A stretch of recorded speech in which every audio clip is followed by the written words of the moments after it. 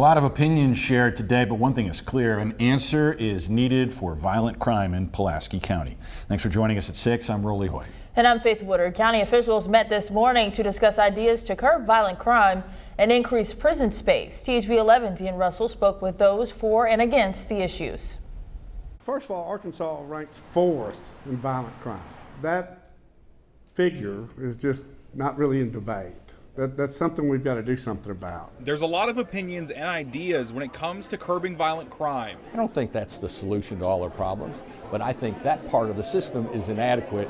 While we have $1.6 billion, we ought to fix it. And Pulaski County officials think they have a solution, or at the very least, something close to it. Every year about we need more prison space, but the excuse every year was that we couldn't afford it. We didn't have the money. County officials met Wednesday morning to present a call to action. They say the state desperately needs more beds in prisons for violent offenders, especially in Pulaski County. To have a tour of the county jail, I'd be glad to take you through. According to documents shared by those officials, a 2018 study showed that the Pulaski County Jail had a, quote, chronic overcrowding problem. It goes on to say that study estimates 3,500 more beds are needed, or that state inmates need to be transferred out to state prisons.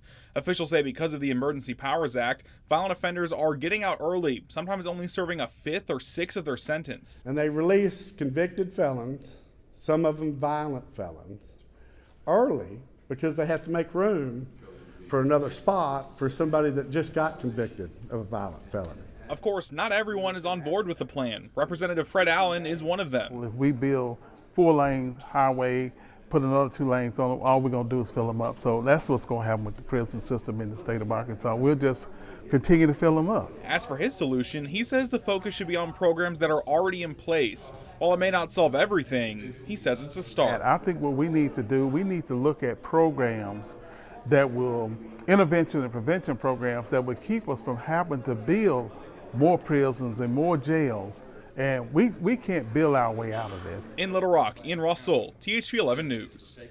Ian, thank you. We also reached out to the state for a comment on the prison bed situation, and in a statement, they say that since 2015, the department has added 680 beds in the prison system and 26 beds to the probation system.